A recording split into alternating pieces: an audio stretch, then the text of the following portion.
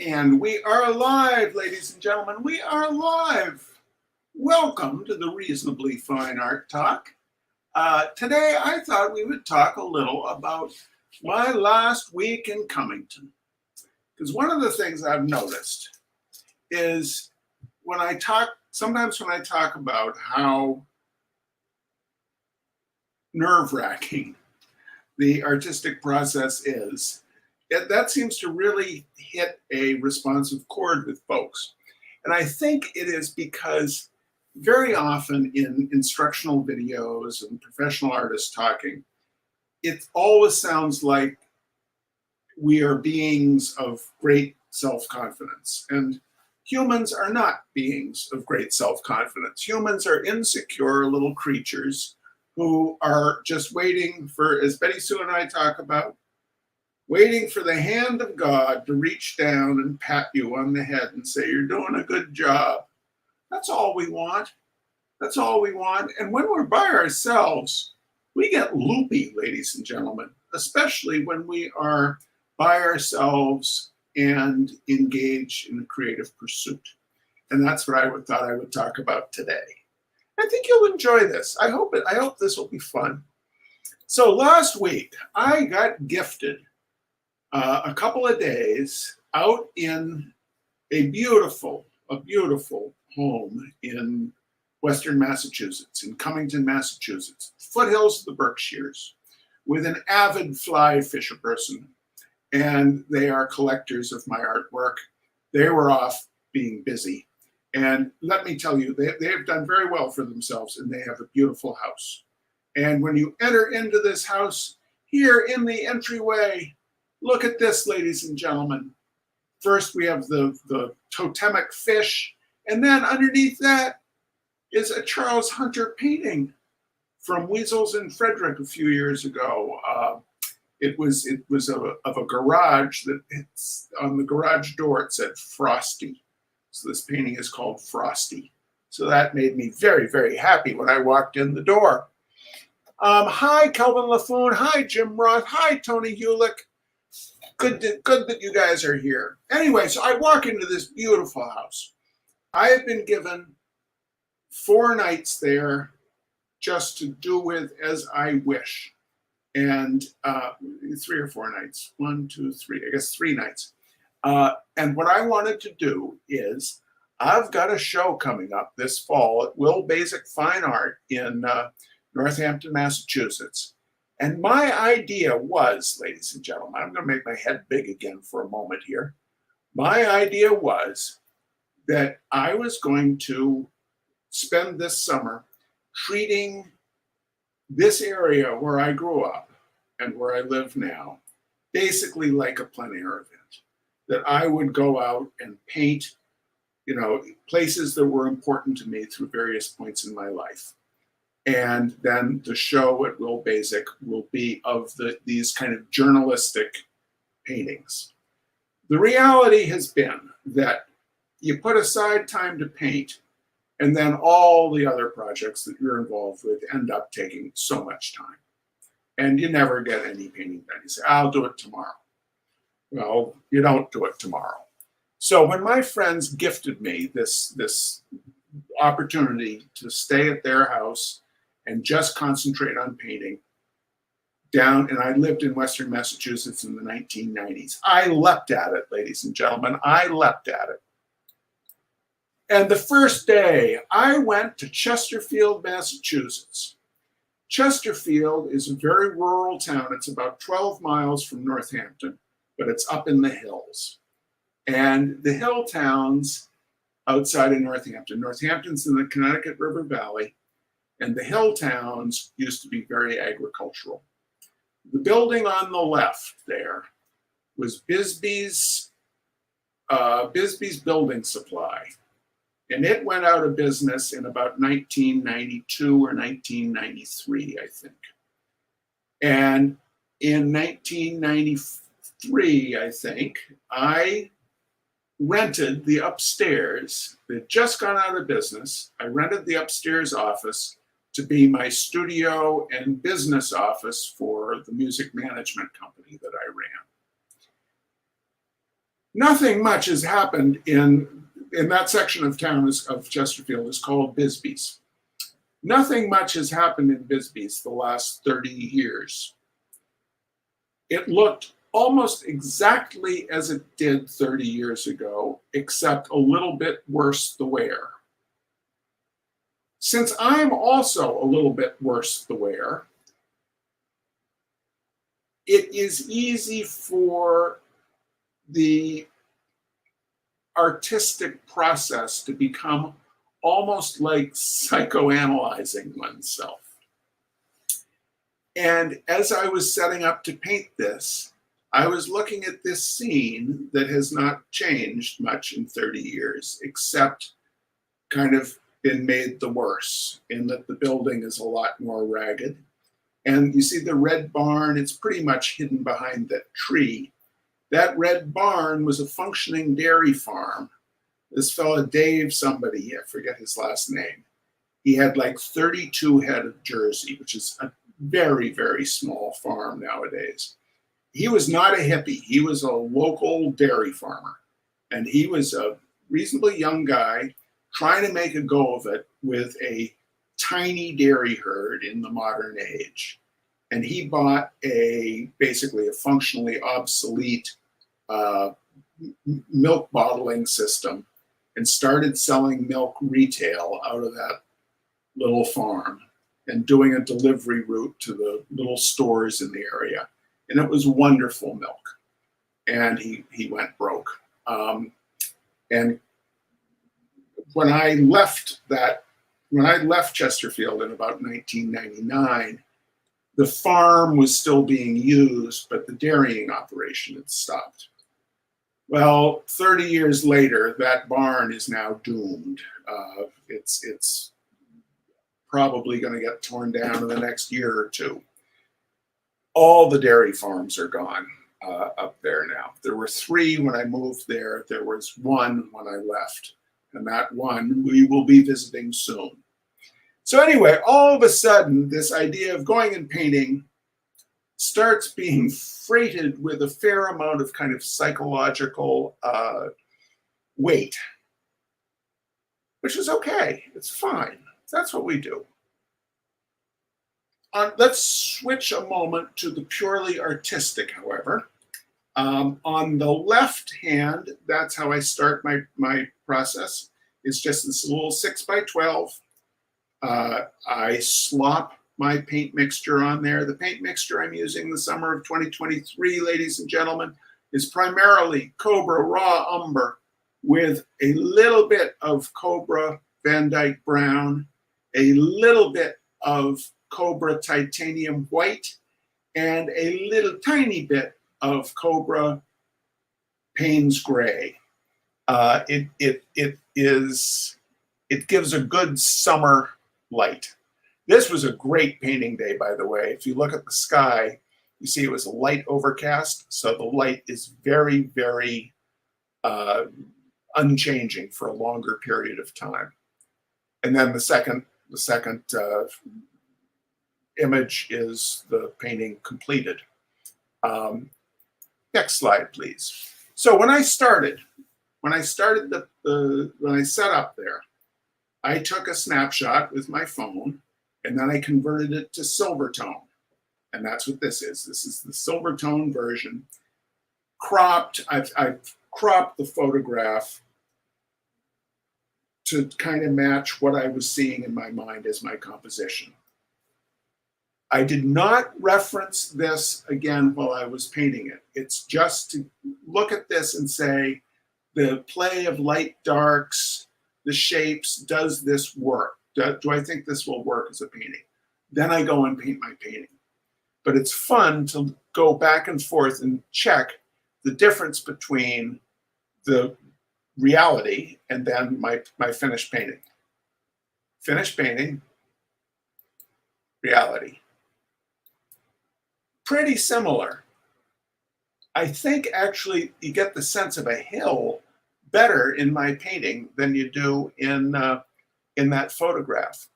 The one part of the painting that I am not very happy with is directly above my head here. that white triangle, it's certainly reality. You see the white triangle of the building right up there? That was there, but look at the painting. It's like a little bit jarring. It's an arrow that doesn't really point anywhere. I think the way I would solve that in the future would be to cut down into the dark below it with more of that white, just to scrape away more of the paint film. And I think that would lessen the kind of the abrupt triangularity of that triangle. The real painting is actually a little bit darker than this slide that's up here. Now, the other thing I want to point out is things that make me happy. Look at the dumpster. Look at the telephone pole and the dumpster over there on the right-hand side of this. It's there in reality, and it's there in the painting, and it tickles me how it integrates into the painting. Things I think that work well in this painting is look at how the darks really are all connected all the way through the painting. The pinch point, the dramatic center of the painting, is where the milk shed of the barn meets the road and the sky in the upper center of the painting. That area is the thinnest point of the continuous patch of dark that extends across the entire painting. And I think where the light and dark meet, where it's very, very tight, that becomes kind of the dramatic center of the painting. That isn't something I consciously thought about while I was painting, but looking at it now, it's the kind of thing after you've done 10,000 paintings, you kind of unconsciously, it's what attracts us to a particular composition. Next slide, please, Charles. This is the view of the reality versus the painting. Proportionally, it's pretty darn close. One thing people have pointed out to me is that in my paintings, I very often either cut off the peaks of buildings or have the peak of the building touch the top of the picture plane. I don't know why I do that, but I like it that way. Well, it does emphasize all those triangles. The triangle of the white building that I'm not, that white top of that building that I'm not crazy about, and the light triangles in the sky against the dark triangle of the barn. And I like that it's offset. I'm pretty happy. I was pretty happy with this painting. Next slide, please, Charles. All right, now let me go away entirely here. The next day, that afternoon, because I was treating this like how I would behave if I was at a plein air event. At a plein air event, I do a morning painting, then I eat some lunch, and then I lie down, take a little nap, and I go out and do an afternoon painting. That afternoon, it had started raining. Fortunately, it was a very gentle rain, very gentle mist.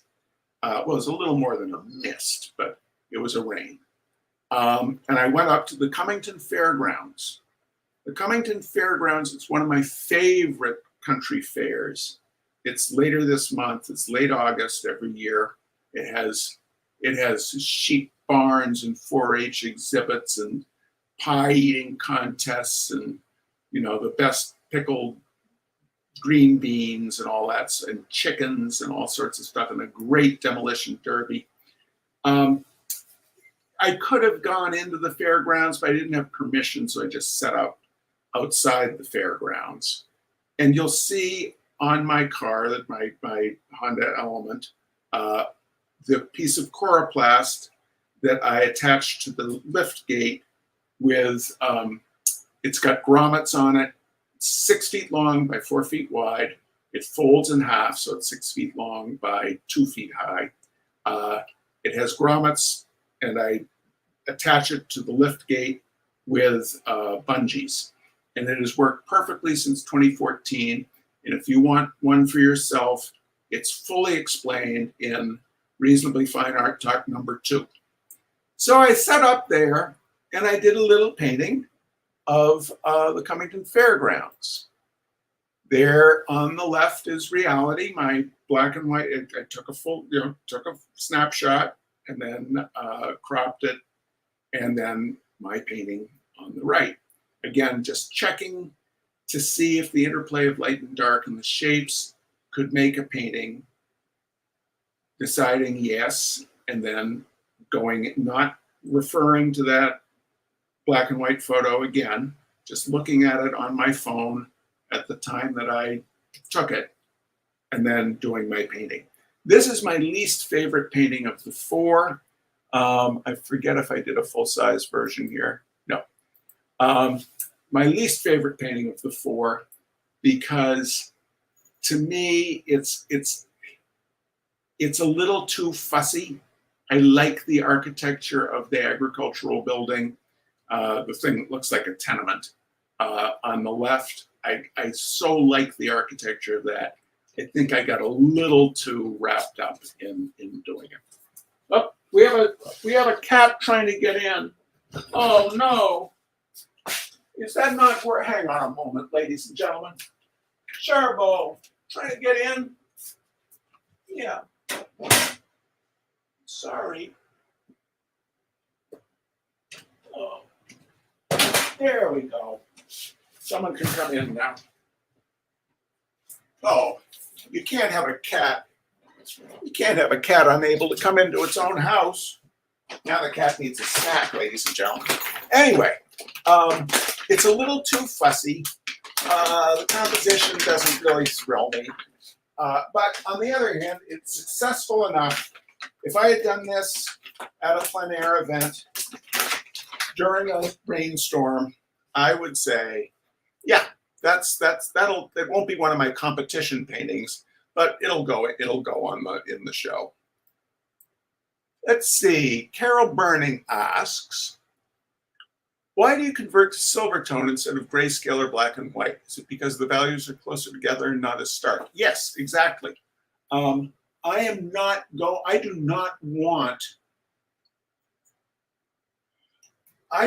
want a crystal clear day in my painting. I want the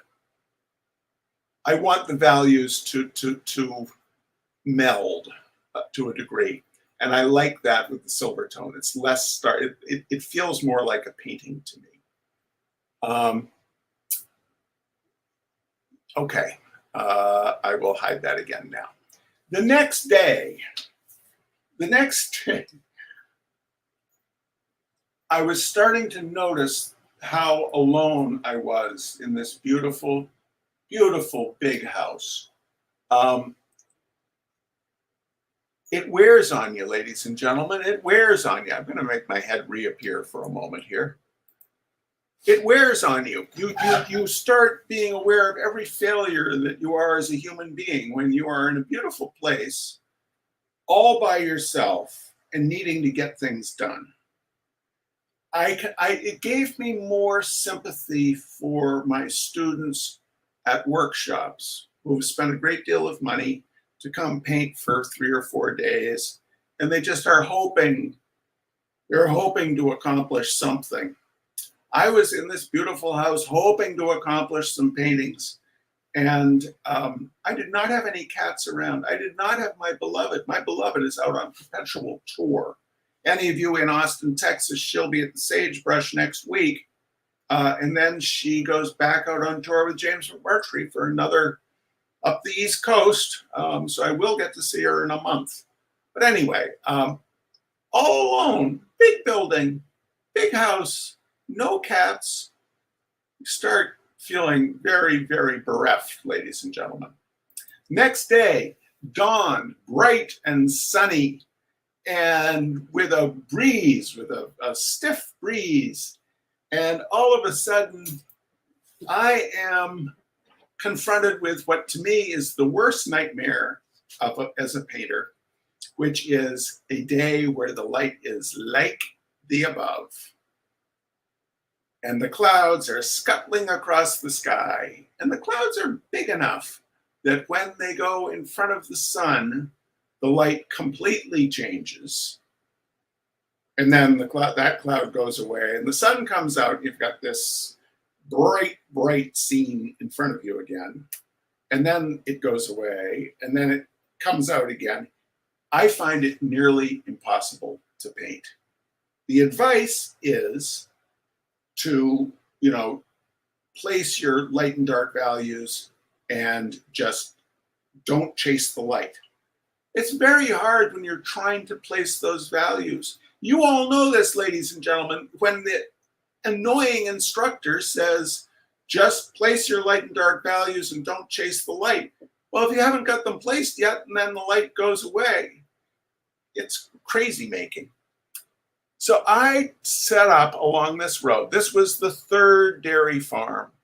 This was the third dairy farm in Chesterfield and the one that had survived the longest. It was still hanging in there when I moved away.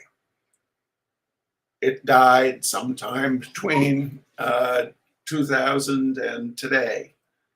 It's very weird to go back to a place you lived 30 years ago because things do look the same, but things change and you realize this is not your home anymore. That's part of the existential dread that started falling upon me during this day, especially during a morning of attempting to paint a scene where the light is changing constantly. This is done on ampersand gesso board, which is a wonderful surface, but it's very different from the surface that I normally paint on. I nearly wiped this painting down. I did substantially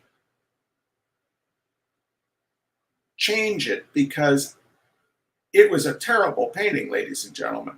What was most interesting to me was the tree line, and because there's a lot of wind up there and the trees actually, you can't really see in the photo, but the trees lean to the right and you're looking up a hill in the photo here. Though that doesn't really come across. It looks very flat in this photo, but you're actually quite a bit lower than those barns. But there were so many barns up there, ladies and gentlemen. I could not wrap my head around the light dark pattern. It was too confusing, too much going on. And then the flop sweat of failure descended upon me and I nearly wiped the whole thing out, sprayed it with the spray bottle a fair amount. And then from that, the inner voice which I know perfectly well, if I keep painting, usually I end up with something that I can use. That voice, thank goodness, triumphed over the inner voice of contempt. Who says you're a painter? You don't know how to paint. You've never known how to paint. What a fraud you are. You lived here 30 years ago, et cetera, et cetera, et cetera. I kept painting. I ended up with something very different than the actual scene in front of me, but it's actually the painting that I am most excited to do a studio iteration of. I call this Death of a Hill Farm because I was thinking a lot about the death of small-scale agriculture during this time when I was in Chesterfield. The barn shapes on the right are, you could say, inspired by the barns I was looking at. The push of the hill from the left to the right I like the feeling of it. I don't think this is a perfect painting, but it is probably, to me, the most psychological and the most interesting. It has the most potential for me to work into a studio piece of any of the pieces that I did this week. I'm not sure it will appeal to others nearly as much as to myself, but I am looking forward this weekend actually to start a studio iteration of this. Okay, so feeling like, and I ended up painting a lot of this flat rather than on the easel. I painted it flat on the tailgate of the elephant, and so it's manipulating it much more like a graphic piece of work, not looking at reality as much as I would in the more journalistic pieces, if that makes sense. Next slide, please, Charles. There's the full-size version. Let's make me go away for a moment. I just think it's pretty interesting, and I like the knife-like fence post in the center. So I might want to make it a little bit bigger. I want to work on that a little more. I want to figure out, do I want to move it to one side?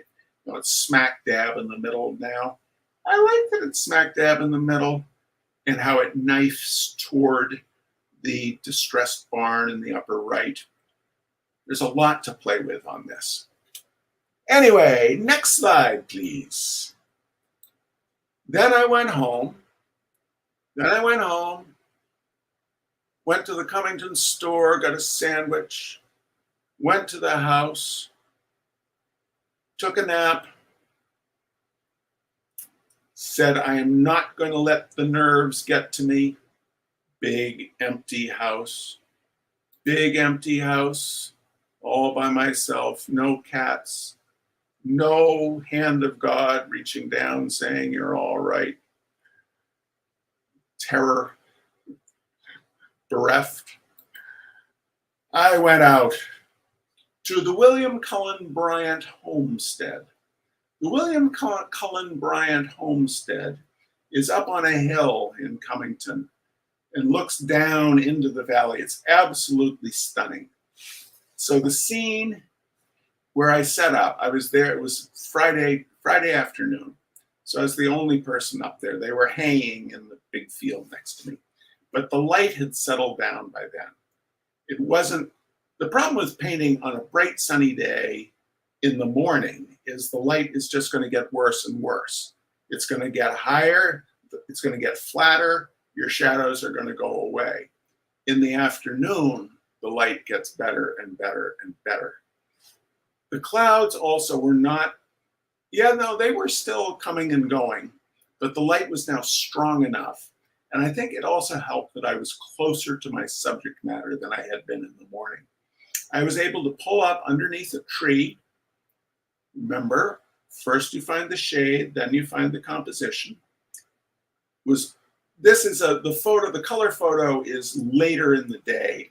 When I got there at the beginning, light was still raking across the butt end of the barn in front of me, the one with the part of the barn with the windows. And you'll see that in the painting. Snapped my photograph to get the composition of, the foreshortened barn, the dark doorway and underneath, and that tree on the left. Said, yep, I can work with this. And I started painting. And this painting, it surprised me in that it's a 12 by 24. I was painting just with the chip brush, the 3-inch chip brush, to get my big shapes down. And then I started carving them out of the paint that I had put down. This is on one of my homemade surfaces, which is gator board with muslin and then a coat of sizing and then 3 coats of acrylic gesso. And you can see the brush strokes of the gesso in this. I like how there is kind of built-in texture that you're starting with. So I slopped the paint down and kind of carved out the big shapes. And this time I was able to do it as I had not been that morning, and started pulling out the lightest lights. A lot of squeegee work in this one, ladies and gentlemen. Started pulling out the big shapes with the squeegee, and then kind of going back in with the brush, taking away, putting in, taking away, and it came together really well. I was really pleased with this. This is about probably an hour and 45-minute painting.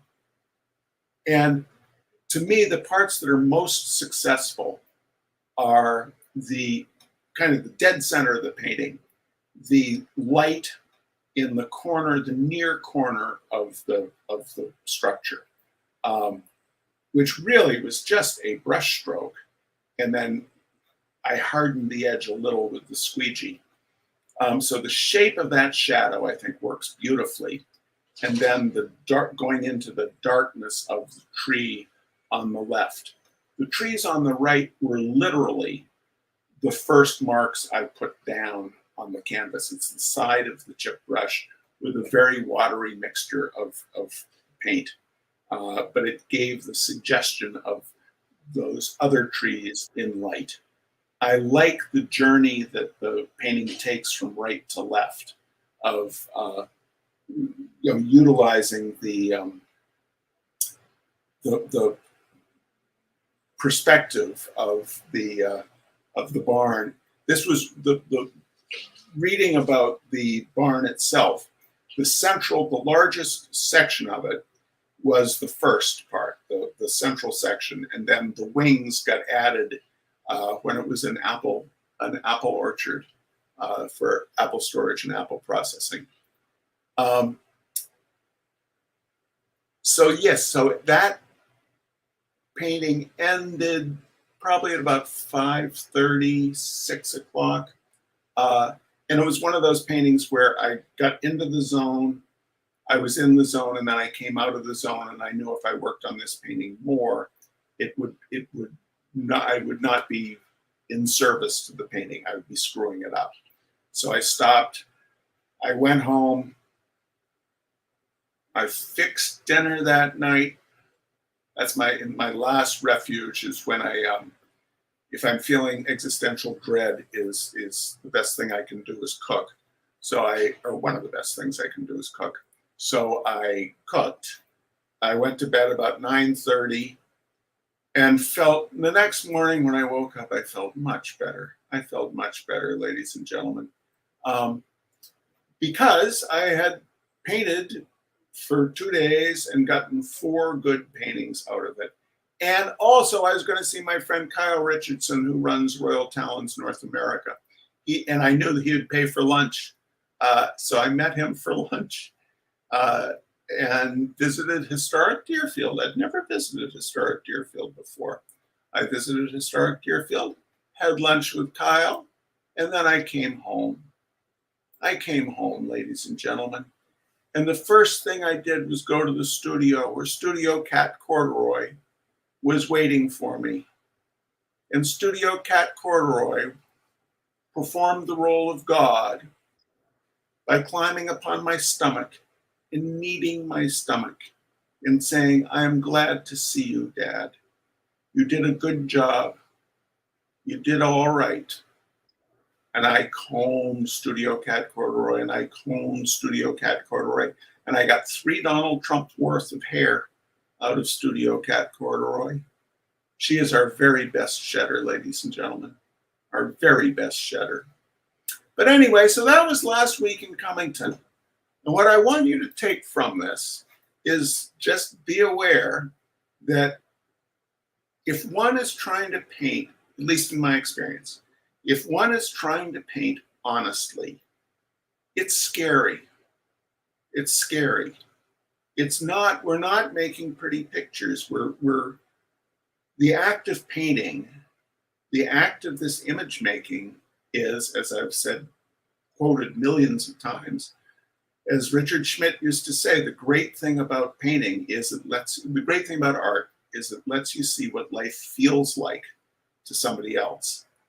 And to be back in a place I had not really been in 30 years, and to be that much older, and to see the degradation of much of what I find beautiful, it took me to a place that the art itself didn't take me out of that place. I'm glad I created it. I'm glad I went there. But the time of the creation itself was actually not terribly pleasant.